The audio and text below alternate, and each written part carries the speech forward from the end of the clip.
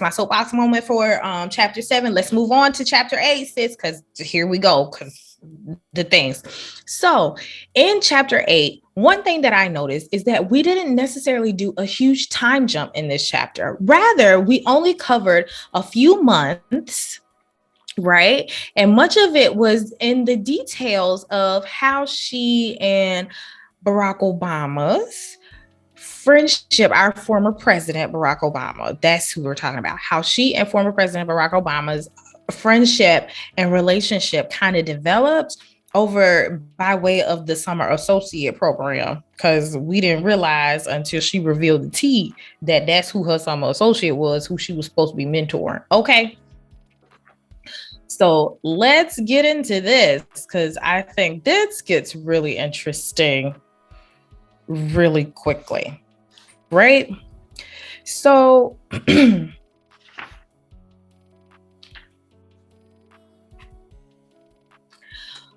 we learn from chapter 8. First statement is that our former president was late on his first day. And in waiting on his arrival, former First Lady actually gives us a rundown of her duties as a first-year junior associate lawyer, right? So those are like the first sentence is that he is late. And then she's just like, well, since we're waiting on him to show up, girl, let me tell you what I do. And so essentially she talks about, as a first-year lawyer, she's a member of a marketing she's a member of a marketing and intellectual property group, which is very interesting. I thought that was very interesting. And she also talks about how it is very different than what was actually used to in the firm, right? It's different than the traditional practices of law. And she's also responsible for reviewing scripts for her clients' TV and radio ads at that time to make sure that they were in line with what was necessary, and they fell in line with I think she called it the Federal Communications Commission standards. They wanted to make sure that their stuff was in line, and so she did the things to make sure that it was. And then we found out, and I was just like, now see, this is how homegirl of a homegirl she is. She was looking after the legal concerns for Barney the dinosaur. And I was like, and see, this is how we know she is following the Lord, because Barney the dinosaur was out here saving lives and souls back in the 1990s, sis. You can debate with your mama and not with me, because had you not learned the song to look both ways before you cross the street, and to put the seatbelt on when you're riding in the car, and he even taught you the song of how to tie your shoe, I don't want to hear it. I don't want to hear it. Barney was out here doing the work of the Lord, and you're not going to convince me otherwise. Period. Nope, I'm not having it. And the fact that your former First Lady was out here tending to the legal matters of the Barney the dinosaur, she was out here doing the work of the Lord. She was out here saving souls. You didn't even know it. Anywho, so there's a lot that also happens within this chapter, but like I said, it's not a time jump as we've been accustomed to of the previous chapters, where she goes from years, she jumps over 3 to 5 years or even more, right? So we are taking our time, because this summer associate program was more like 3 months, not 3 years. So that's where we are. So in this the position, she also highlights the transition of the South Side of Chicago, not to be mistaken with South Side Grandpa, because as we knew from chapter 7, he done gone on to glory. Rest in peace. But anywho, she says that businesses have shut down, families have started to move out, the steel mills have cut thousands of jobs, the crack epidemic is starting to take a turn, gang violence for territorial market share within this crack epidemic is also starting to rise, which means that the murder rate is also starting to skyrocket, because how else do you gain market share without taking out your competitor? Literally. So that's what's going on the South Side at this time. And while these events are happening, it hasn't necessarily hit her family's neighborhood yet, because we find out in the development of the fact that she's the hotshot, big time junior associate lawyer who's out here mentoring the junior summer associates. We find out that she's living with her parents and occasionally paying utilities for what she thinks is her share of the utility bill. And so she talks about how she is now occupying the upstairs space that she used to occupy upstairs with her family. That is now her completely like her apartment space. Her mom and dad have now moved downstairs to where Aunt Robbie and Uncle Terry used to be. Okay. So she has this whole kind of like apartment space to herself, which is great. And I absolutely love that. I absolutely love how she also highlighted that she had, even though she was in a successful space, she highlighted how she had to go back home because she wanted to save the coin. Because even though she's making good money, let's also be clear, she's able to pocket a lot of that. And she talks about how even in the pocketing of that, she went and bought a Saab, honey. And let's just say that car is not a car to really, it's not too much to frown at. Like, she got a nice car as a junior associate. Okay. Now, as she's given us these flashes of what was going on in Chicago and how she is living at this time, we finally enter your former president, Barack Obama, and how it's the whole talks of how the firm and the company is really impressed with him. Like, they are smitten with this young man. This summer associate already has them in the chokehold of wanting him to go through the things, finish law school, and come back to Sidley and Austin, and really do the work with them. They don't want him going to look at anybody else, and that is point blank and a period. And so because of it, you know, they are really smitten with him and everything like that. But because she's already like, I'm not buying it. I'm not, and you can't make me. Because on page 96, what we see her say is that Barack Obama had already created a stir at the firm. For one thing, he just finished his first year of law school, and normally we only hired second-year students for summer positions. But rumor had it he was exceptional. So again, he's out here, he got the Sidley and Austin in the chokehold. But then she says, I was skeptical of all of it. In my experience, you put a suit on a half intelligent Black man, and white people tended to go bonkers. I was doubtful he'd earned the hype. She was like, the way these white people be cutting up when you put a Black man in a suit. I'm not here for your lies, nor your struggle. Your former first lady was like, nope, he not doing what he, nope, not here for it. Well, which is quite interesting because as his advisor, as his mentor, she's supposed to be out here trying to make sure that he is happy with the firm. And her first impression of him is just like, I'm not impressed.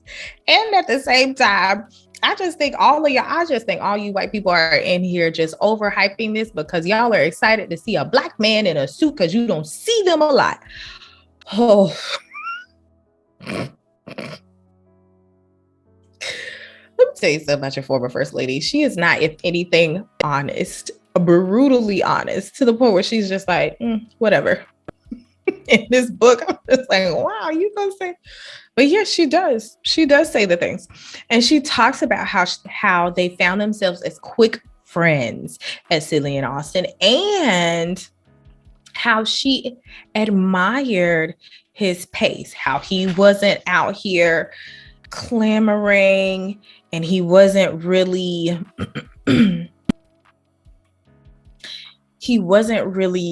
scrambling as an eager beaver, as she highlights on page 99, where she says, in the late afternoon, Barack would wander down the hall and flop on one of the chairs in my office, as if he'd known me for years. Our banter was easy, our mindsets alike. What was spoken was obvious, What was unspoken but obvious was that he was a brother. And in our office, which employed more than 400 lawyers, only about 5, again, out of 400, only about 5 full-time attorneys were African American. Our pull toward each other was evident and easy to understand. Barack bore no resemblance to the typical eager beaver summer associate, as she herself had been 2 years earlier. He sauntered around with a calm detachment, which seemed only to increase his appeal. Already, he was being asked to sit in on high-level partner meetings. Already, he was being pressed to give input on whatever issues were under discussion. At some point in the summer, he pumped out a 30-page memo about corporate governance that was evidently so thorough and cogent, it became instantly legendary. So, from this perspective, she has gotten to a place where she has grown fond of him. Again, they have become quick friends. He makes it a point to stop over in her office, plop down on her couch. They rehash and rehearse some of the things. And also, quiet is kept, and not for nothing. If you are a Black person who is in corporate America and you just happen to find someone that is also within that space that is also Black, and you hold on, because here's what happens. There's usually like this usual gravitational pull that you guys kind of have, especially if y'all have similar mindsets, similar experiences, things of that nature. Y'all tend to circulate. It's inevitable. But what will also be inevitable, if y'all are privileged to having to sit in similar or the same meetings, and you hear your counterpart say something that is just so insensitive that is unbelievable, or is just a little bit out of touch, y'all find yourselves looking at each other or catching eyes. And your former first lady actually talked about it in a book. I'm not really gonna highlight it or read it in the way that she said it, but go back and read it. It's on page 99, but she actually brings that up too, of how they exchange looks sometimes when something was said that was just like a little racially out of touch, or, it just didn't have the things that it needed. So, she's coming around, even though, she's coming around from that space of just being skeptical and like, no, I'm not here for Barack the Magic Negro. Like she is coming around from that standpoint to, oh, we have a lot in common. Oh, I like the way he thinks. Oh, we share these ideas and thought processes. Okay. So then she learns a lot about him. She learns about how, when he was in his 20s, he was kind of like trolloping, tripsing through the college campuses. He's done his fair share of cannabis. So let me tell you about your former first lady and your former president. They both talked about how they were involved in taking being involved in smoking the cannabis. And I was just like, for them to be that honest, for them to actually tell the truth and not condemn others for it. Like, guys, obey the laws of the land. I'm not here to judge, because I am not one that is a smoker of the weed. But again, if it is relatable to you, she put it in the book. So it's like, you know what? And they were able, even in the spaces of the things that, they were still able to like get through their college experiences. They have raised children. They have run a whole country. Like, no judgment over here. None whatsoever. But anywho, so she finds out these things that she's like, he's a nice guy, as they continue to build their friendship. She's thinking like, he's a nice guy. Why isn't he with somebody? And then she talks about how he revealed that he had a whole bunch of girlfriends in the past, but he was single at that point. And when she found that out, let me tell you, your former first lady was like, the meddling spirit came all over her. And she was like, well, I got to hook you up with somebody because you are a catch. You ain't for me, but I'm gonna find you somebody. So she goes to a happy hour with a bar with some of her friends that they all get together at least once a month. Her brother is also in there. We find out that Craig has now come back. He's in the space of investment banking, doing well for himself, even coming off of like pro basketball and things of that nature. Like, I mean, these Robinson kids are just, they're rock stars. I know their parents were proud, like, wow. So, but she talks about how she goes to these happy hours like once a month. She goes to a bar and her friends are there. So she invites him and she tries to hook him up with some of her friends, which was a big fail. She talks about it in a book. Go read it. But essentially, like some of her friends were thinking like he wasn't as upbeat as they wanted him to be, or as they wanted a partner to be. He wasn't as upbeat. And he thought that some of her friends were just, it was just too much. It was too much. And so then we get to the space of like, she thinks he's a great catch. And she's at the space where she knows that she likes him, but she also knows that her career is a priority. She is on track to do the things. She's a junior associate at the law firm.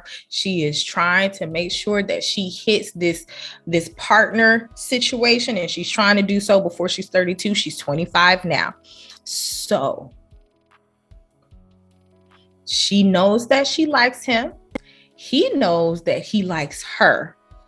But she is in the space of like, she has gotten in her own way and she's like, oh no, what you're not going to do is derail what I got going on here, because I'm following the plan. The plan said that I was going to high school to Princeton to Harvard Law to a nice firm. I'm at the firm. I'm doing my job. I'm doing the extra things that I'm asked to do and I'm called on to do, even though I don't like it, even though it's not as fulfilling as when I first thought about it, but I'm on the track.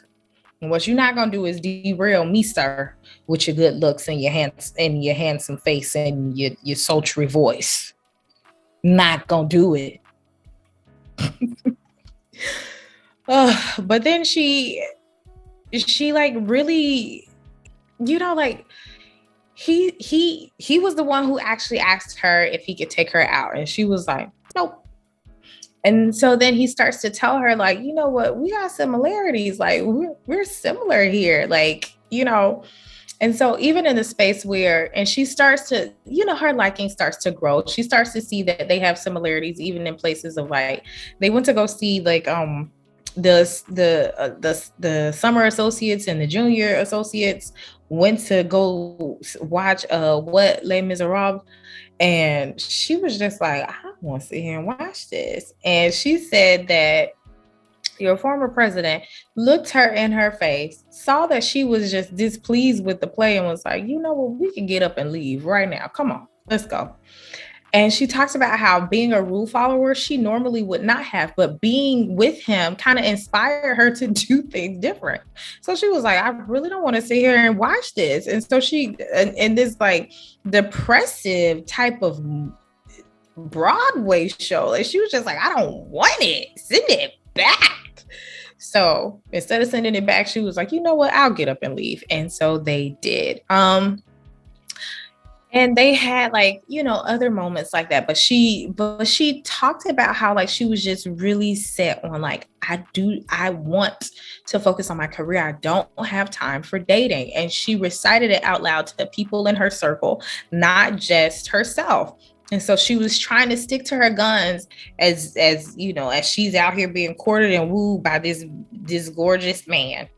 And so she's, she finally gets to a point. He asks her to take him to a soiree that was being had for the summer associates and things like that. And of course, junior associates were going to be there, but at one of like the partners' houses, so they could see like where the hard work, the grind and everything like that, they can be inspired to come along. And again, her thing is to make sure that he's happy as his advisor. So she's out there at that luncheon with him, and she finally realizes that she likes him, and she's like, and it's not like I like him. It's like I'm smitten. Like she's feeling it tingling all up her back, and she's nervous. She's aware of everything of his body in her car as they leave the partner's house, and she's dropping him off to the point where it's awkward in the car when she pulls up in front of his door until he says, "Hey, you want to go get some ice cream?" And I was like, that's really nice that he was able to kind of like take the edge off. And she says that it wasn't until they went down the street to the Baskin Robbins and they are eating their ice cream in the summer heat, trying to make sure that the ice cream don't melt before they finish it. And he looks at her and she looks at him and he's like, "Can I kiss you?" And she said, out of all of this, let me tell you what your former first lady said. Lean in, sis, lean in. Out of all of the things that she has been saying about the shenanigans that is her career and the shenanigans that she was not falling into with this Barack Obama, honey, the former first lady, she leaned in for the kiss. She did. And so they kissed on that curbside on the south side of Chicago with that Baskin Robbins. And she said that it was like in that moment, it kind of solidified her liking of him. And the fact that she was kind of able to, like, you know, the kid-like thing, going back to that memory of being a kid, the kid-likeness was able to actually speak through loudly, whereas a lot of times she followed the regimented path that looked like this, that where she was like, no, you gotta go this way. And her mind and her inner kid is like, but we don't want to go that way. And so she was actually able to kind of like step out of her own way and to kind of embrace the liking that they had started. So I thought that was very nice.